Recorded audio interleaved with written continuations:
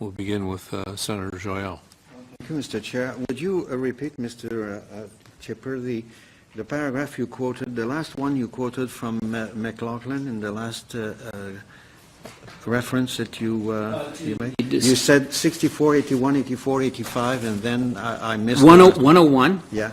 102, Yeah. and 104. Okay. And I can actually read them to you. I have No, them here. no, that's fine. Yeah, I could. for later. Yeah. Thank you, Mr. Chair, and thank you for that precision. This morning, the minister referred to the case of the Supreme Court in Renevsky. You were probably aware of that case, which is a recent case, 212, and you didn't refer to that case in your presentation. Is there a reason why you consider that this case, which the minister referred to as being, in his opinion, the base for the legitimacy of his position, the legal basis for his position, is not quoted by you? It's an important decision.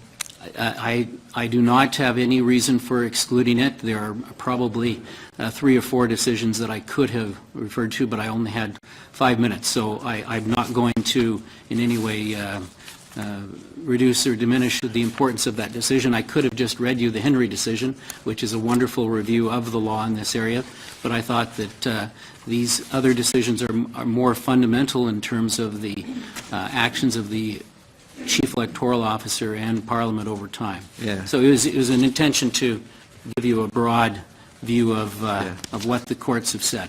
Yeah, because I have another decision that I don't want to pile you also Sure. with readings when you'll be traveling back to Alberta.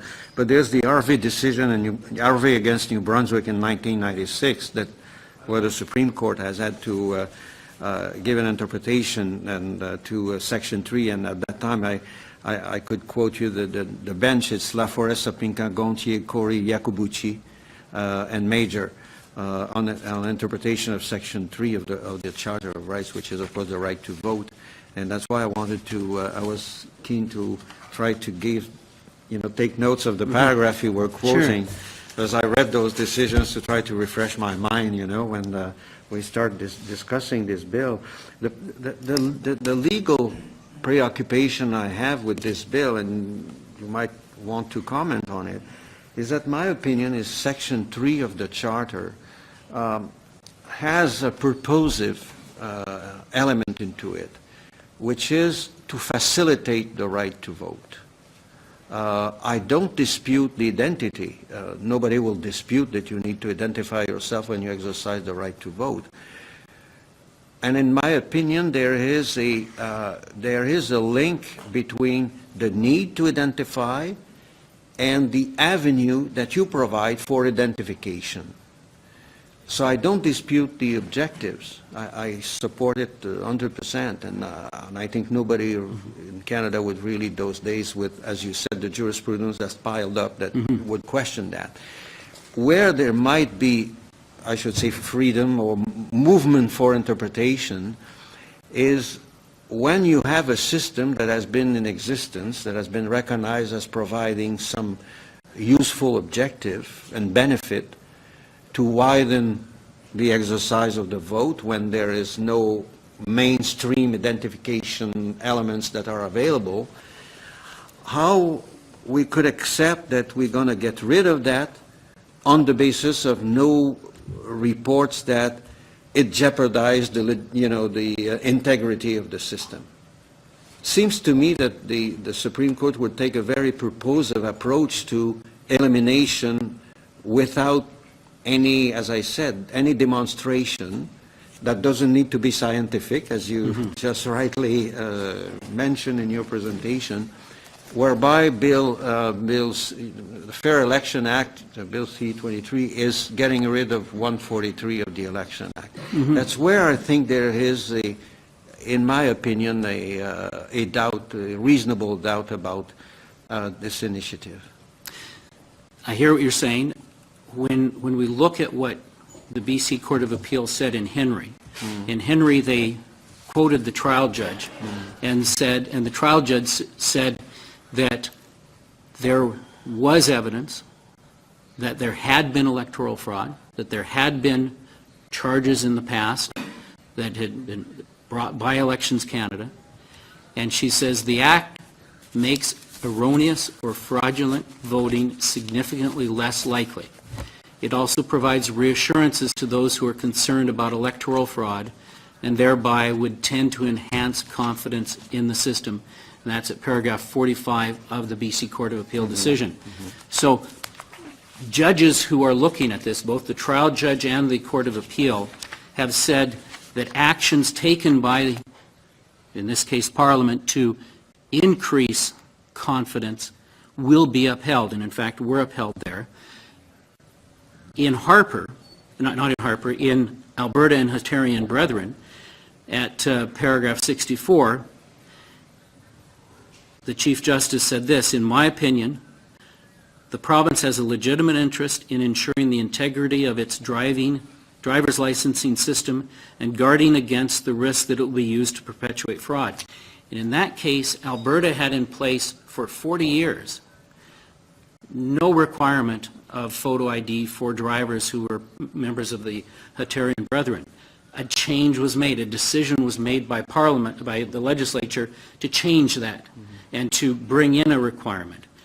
And in this case, there was no actual evidence that any fraud had taken place. So I would see it that the Supreme Court would say, based upon Alberta and Hatarian Brethren, a requirement of the security, a requirement for the security of the driver's license system where no evidence of fraud had actually been presented, but just a concern about the potential for fraud, that the Supreme Court of Canada would defer to the decision of Parliament and would say that so long as the long list of alternatives for identification were there, and every opportunity was given to an individual to get that ID ahead of time, that if that was the case, that this kind of requirement would be upheld.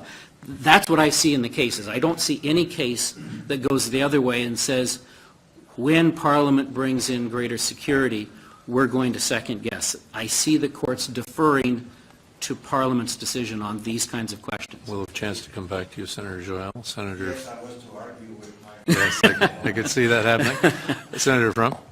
Okay.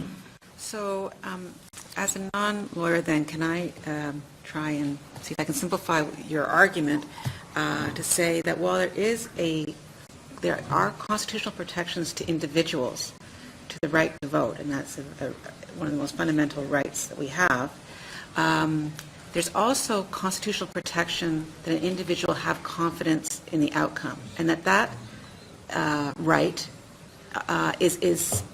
has to live in parallel with the other right. Is that a fair way of putting it? I think that's right, and let me just answer that by referring to a report from Elections Canada about the election in Edmonton back in 2006 when 21 individuals voted when they were not actually residents of Edmonton Centre. What that did was it deprived the vote of 21 individuals who had voted in that election. So it wasn't a matter of just saying, well, it's a theoretical thing. The fact is those 21 votes canceled 21 other votes. We don't know how they canceled them, but the fact was that 21 people would be properly saying, I voted, yet somebody else voted that wasn't entitled to, and if they voted differently than me, my vote didn't count. And so in a real way, the right to vote of those 21 individuals was interfered with by the system that didn't stop those 21 individuals from improperly voting. So then if we can think about a hierarchy of rights, which I guess is always a difficult, this is what lawyers do all day, the hierarchy of rights is that the integrity of the outcome that's a very high priority, and accessibility is a very high priority, but it's okay to put reasonable limits, reasonable ones, on accessibility to protect that other constitutional right of confidence in the system.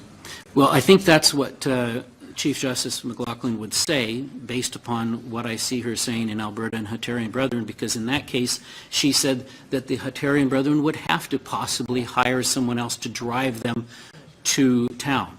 And that may mean someone may have to take the effort to drive downtown to a different polling station if they weren't able to come forward with the right kind of identification may even have to go out and get a driver's license. I know in Alberta, for example, every person, including the homeless, are entitled to a photo ID card, even if they don't have a regular address, and they can get that from the government. So the government has a system in place, and I know there has been some criticism that the federal government has relied upon provincial ID, but that's a natural part of our constitutional structure, that the province can choose to rely on something the federal government has done, and the federal government may rely on something the province has done to fulfill the requirements. We don't have to duplicate what one level of jurisdiction has done. Great, thank you. Okay. Senator Batters.